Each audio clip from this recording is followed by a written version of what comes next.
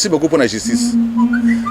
Monsieur le procureur général, Kalingangouba, Zika. Ça veut dire Kalingangouba. Mais toujours regardez que le Romoko, ils ont un dossier, Moussou, il fallait balancer le Zolan de la matinée. Neti Saïba, au Jeffrem. Bazoué Nanté. Tu il y avait Yuma. Et là, dossier, belé, bezolala. Ils ont des poids de mesures.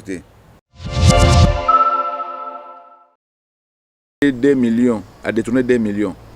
Bon, je suis pas prouvé, hein. Moni, Kouela refunda mouton, on a raison. Mais ce que déjà m'a payé, ça veut dire ben indice sérieux ezali na kati ya makambo wana. Tolata mutema ya sika, mitindo ya sika, to évoluer. Et puis so yebo salagi mabe. C'est un pardon au peuple congolais. Ça vous coûte quoi? Bon, on a bien qui boye, mais ndé makambo combien? Na linga problème était na zongi sur pour la papier sous et souffrir. Bon, c'est la cabaya ko pique la justice. L'Assemblée nationale a été à refuge sur le salaire yomo que nous battons dans l'Assemblée nationale. Non. Toujours bien que Mboka n'a pas fait tant mon ami Beko. Et sur l'année Makambouana, où étaient les problèmes? Pourquoi ne pouvait pas patienter base de l'arrêt à cour constitutionnelle? Bah où est la nine? Attends un président pour qui honorable Seya, que je salue de passage, pour remplacer Kabound. Cela n'empêchait pas Kabound à réclamer le droit naïe.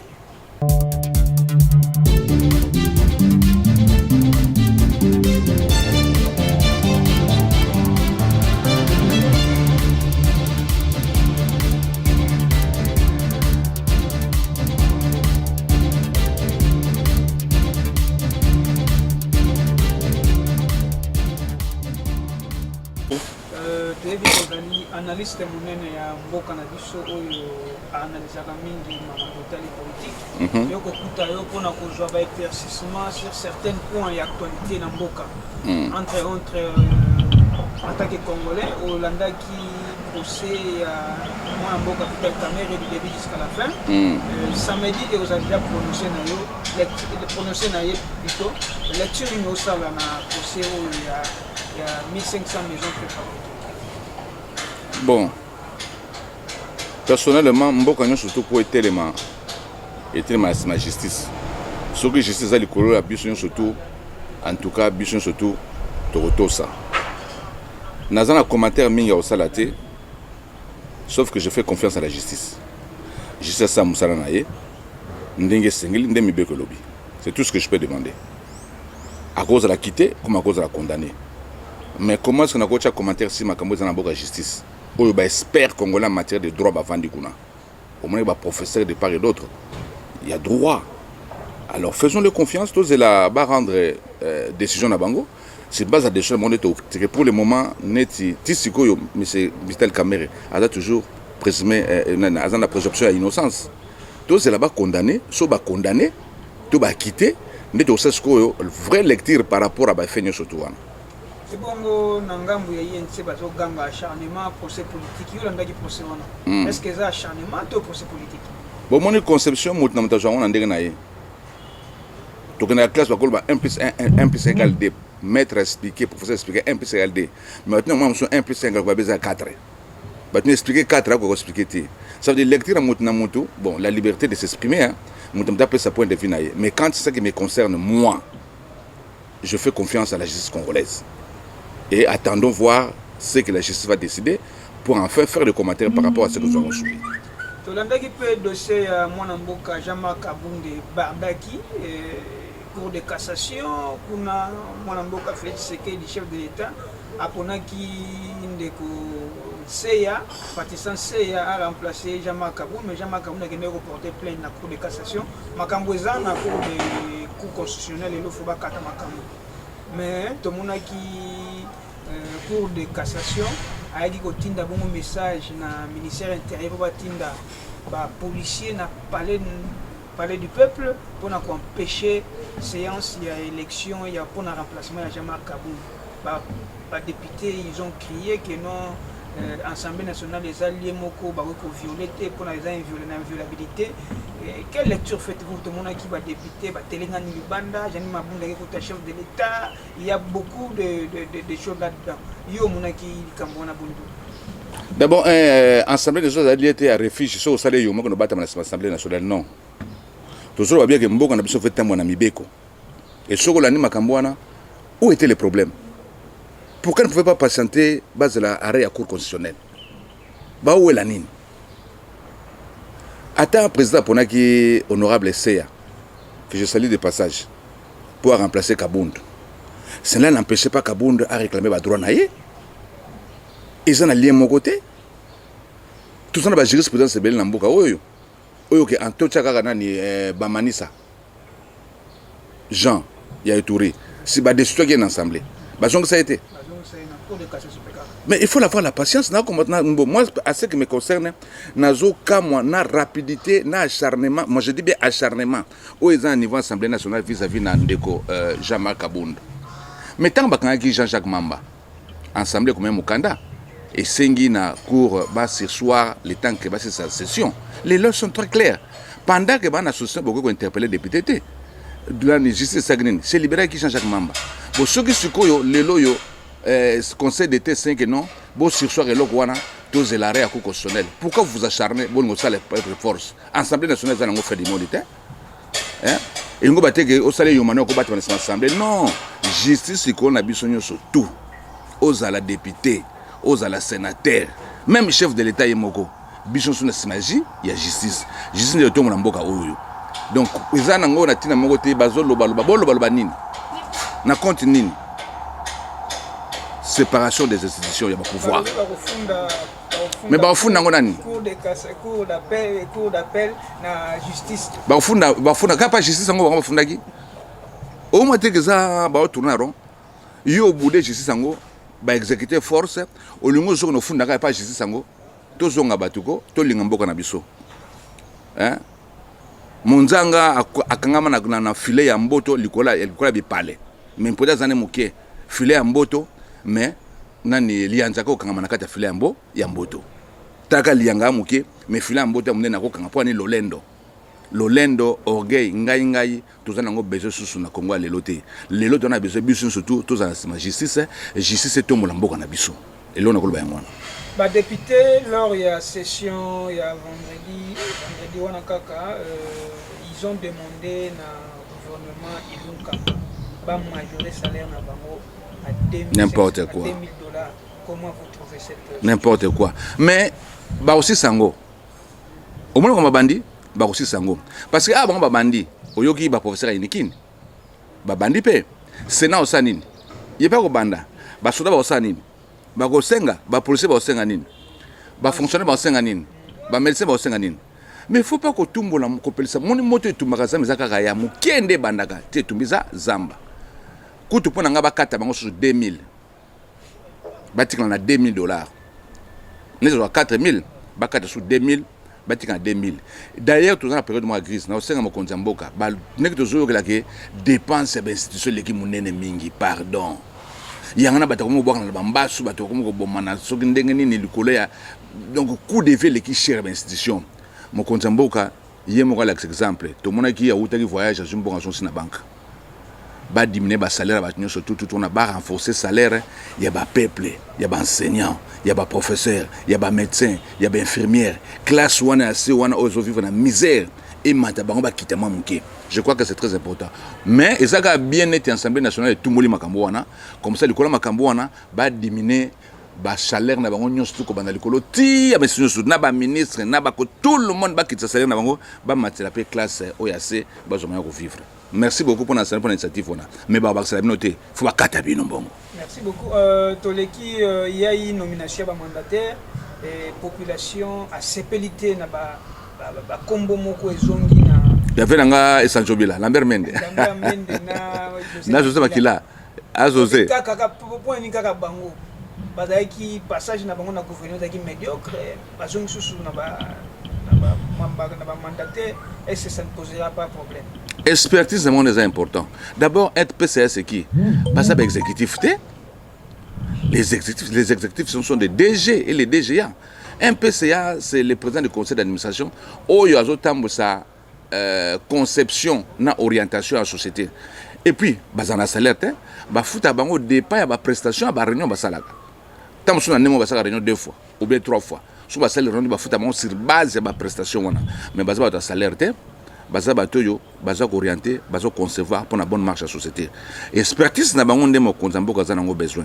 Expertise na on expérience bango ndé et gonyolisa ba comité de gestion au bâtiment accompagnement na ba meka kolanda ligne de conduite wana. Mais ba tamona on ndenga mabete. Car expertise na bango et puis ba PCA. Donc c'est pas grave. Au contraire c'est stratégique pour bien orienter les choses. Parce que Mdouka Makila, il est très expérimenté, là, ministre de transport, patati patata.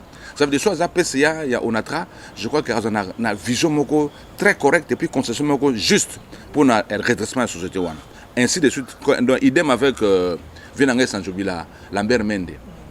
Donc, on a un coup de premier, il y a c'est transfert bango, base à la PPL, makambo kenango bien, nandenga bien. Dernièrement, il y a eu des désordres dans Zandu, il y a eu des morts. Comment analysez-vous cette histoire avec Ngobila, ministre intérieur, Bisaye, Kata Misala, Bina, Kata Te, à CPL Tech et de Samouklini, et il y a eu soulèvement de la population, mais si tu as fait un gardien, au bateau dans la boutique, jeune, au gardien, au sommet, dans la ville, dans un magasin, à habiter, quelque part, à Tokende, dans l'Axayo. Si vous avez au moi quelque chose. Est-ce que tu as magasin dans groupe mais je crois qu'il faut tout apprendre une notion de tolérance. Hein? Bon, gouverneur excellence à Lobaki, bon, ils ont malobé maintenant monoko, mais na kati nango pendant na limite que ils ont l'esprit wana, mais ils ont malobé ya que bimande na loba. Ça veut dire souvent pour mes alliés, les gens doivent se mettre autour d'une même table. Moi, je pense que les ministres de l'Intérieur devaient inviter le gouverneur Ngobila à éclaircir les pourquoi et le comment avant de larguer les lettres aller-retour, et ça la bienté. Tu comprends? Et puis, ceux qui ministrent, à mon avis, que comportement Ngobila qui bienté, ils devaient faire des rapports au Premier ministre. Le Premier ministre a bien gagné nos quatre à Makambongo. Nazali sir Vienanga et Lunkambazo Yoka, ceux qui mésentendent des alliés, Benga ministre intérieur, Benga gouverneur de Vilexassa, Benga Bexer, va analyser fond et problème ouana, et puis tout le candidat. Tu as besoin de confliter, tu as besoin de besoin. À défaut, justice, à ça, Moussanaï. Tu continues à coronavirus, désordre, la population ne croit pas que les maladies en Westali, il y a une grande, il y a une opinion sur ce bâtiment, apparemment, Bembe, les postes, et tout ça, m'a bien été. Yo en tant qu'analyste, quel message avez-vous à dire? Coronavirus est zali. Coronavirus est zali. Banamboka coronavirus est zali. Mais on a aussi appelé le chef de l'État. Azali Colombie me fait ça appel naïe. Chef de l'État a mon accès ça, mais c'est le président de la République qui a mon accès ça. Au courant accès ça, au Yébi que ça bien. Toubatou bezara ton accès ça. Mais na kata Toubatuba, maïni n'a pas en pambate. So milinge bimi, ça veut dire quelque part il y a gozi, il y a gozika. Makama coronavirus n'est pas et comme le roi FC Bilombe contre FC Mulunge ya Mbandaka. Donc on a que mutazana botine te, mazo kwata mutazana na botine. Makama ba lo bana tangi na yoki le rapport et information ya ministre Teni. Alobi ke ba osoma ibembete oui. Mais maïni n'a pas pambate. Il y a un jour qui était fort. Mais c'est l'île qui a conseillé, il a chargé à santé na bien-être et à présidence. Est-ce que c'est ça là service moko ba débaucher na ba service sanitaire à Ville Kinshasa ba créer ba liaison moko information directe pour ba ça la contre pour makameteni longo nazoloba. Qu'est-ce que prouve que makameteni longo mazoloba za solo? Et qu'est-ce que prouve que ça le kuta? Il y a un aussi Konzamboka à instruire ba service na ya renseignement. Ba pénétrer ba milieu sanitaire. Ba pénétrer na ba morgue. Ba pénétrer na ba niveau nyon surtout place Moutakufi à Koufelne ba landelango. Je suis sûr ba kuta libata na place Ngoma. To ba kuta mbala na se amatembele. Maïninga na pampambate. Mais tout le monde a qui ndeko docteur Jérôme a qui a pour mais jusque là tout le monde a été. Qu'est-ce qui s'est passé juste? Yenda ko yeba makamnya iko sala. Munyangi. Biso tono zela sogo yeki sasa 2 semaines après to beti dada. mais to comme on a comme prolongation promesse ali nini tous a besoin ba explication na yo to yo ke bazwa ko sala ba kisi na pharmakina mais ti lelo yo statico ezo matakaka eza nini okoki te bokoki te mais moi je fais confiance au Congolais au Congo batamayele belé ba chercher na yokaki ministère de la recherche scientifique asangisaki bango mais ndende ba fait osomona na te blocage ezali wapi qu'est-ce qui ne va pas ngako na kipe sous docteur nani muyembete na okipe sous te abetaka bali ko ninga zobeta wana mais so akiti na se akuta nani room matumona na trésor poto abetaka ko na obeta mais mokonza mboka instruire ba service no renseignement et contrôler ba service sanitaire au nous tona ngona mboka oyo je vous jure okuta libata na place ngoma après la déconfinement ya Gombe toyoka ki lobby fa ba déconfiner to anda oser l'adresse ya gouverneur de Kinshasa mais ça n'a pas ça m'a suscité jusqu'à quand Gombe vous allez confiner en tout cas nga bon toujours kemba mais toujours kemba na biso to continuer quand ndengona pour nga ya avant ba déconfiner Gombe cela veut dire toujours remède moko made in Congo oyo babandi déjà ko traiter bateau bazana corona so que déjà 50% 60% babandi ko bima na guérison wana bakoy ko déconfiner to yebi ke bon et comme netika malaria et comme netika typhoïde so ko jango umeli wa kisi obina ndako ba wala ko confiner te pona ko confiner non ba wala ko confiner pona ko confiner te ba wala ko ba confiner ba déconfiner yango soki kaka ba chercheur ba jui molécule moko approprié o ezo lutter pe zo neutraliser coronavirus ba bandi ko traiter bato et to moni pena que oui lelo 500 babimi lobby 400 babimi lobby 350 babimi et effectif ni ko diminuer ndeba déconfiner Gombe ba landa pression ya batouté parce que la vie des gens est en danger donc ba sala ko terre wana te ke ba wala mais c'est le gouverneur ko na ko fond la Gombe te so kana ba kisi approprié et zo mité pona ko cerner bande ko na biso baza ko bela corona ezana ndengwana ti to jopena kisi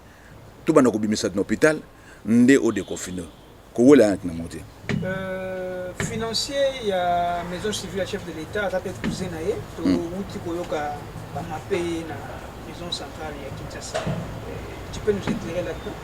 Merci beaucoup pour la justice.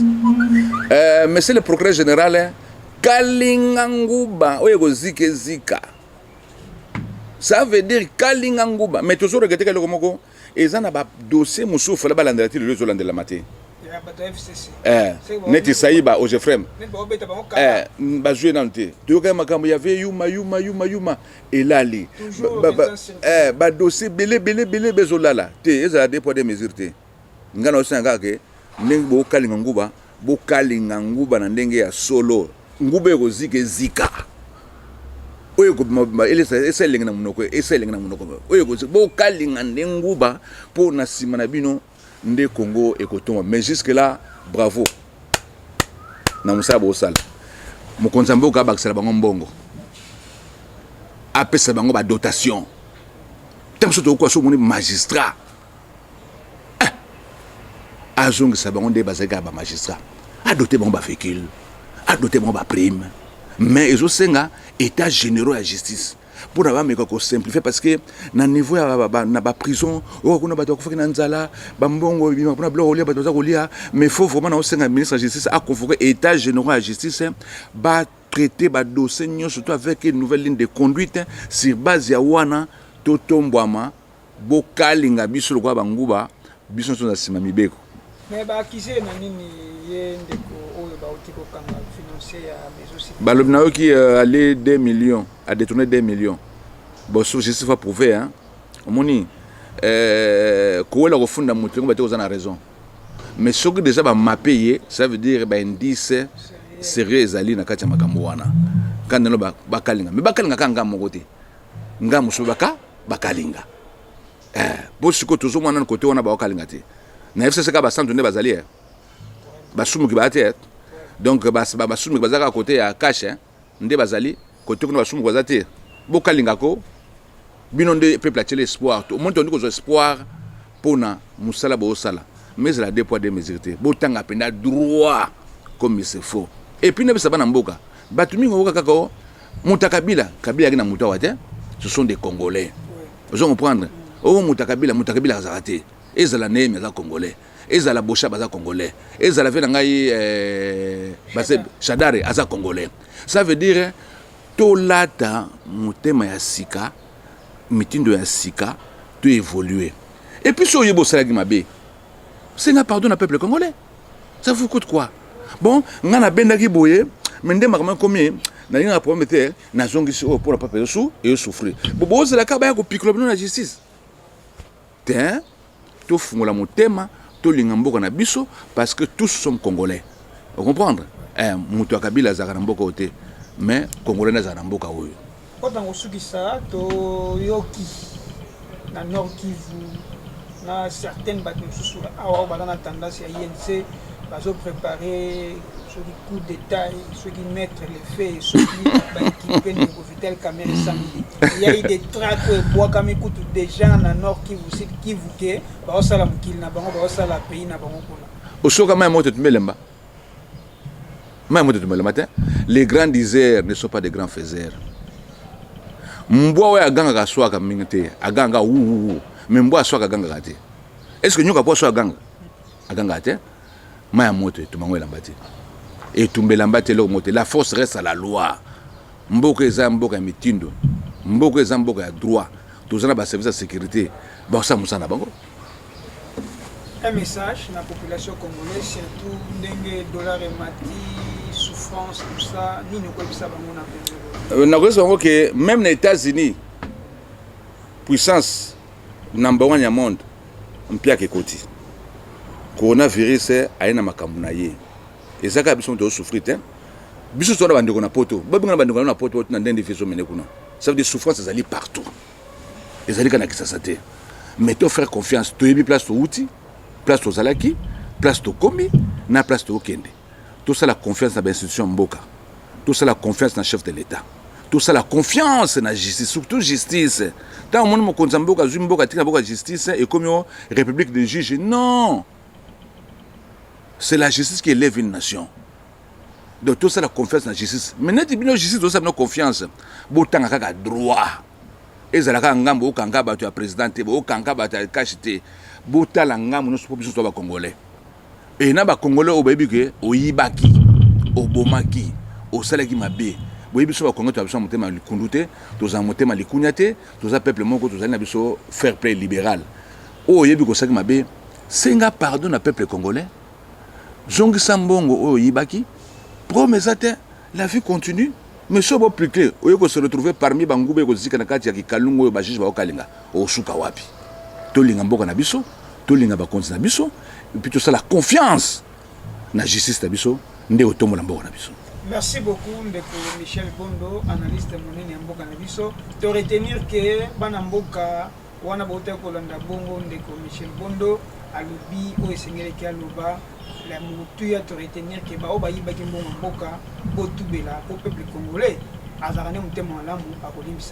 Merci beaucoup. Pas ça nambongo. Au Toubeli, au Zongisi. Au Zongisa, au Liagata 30.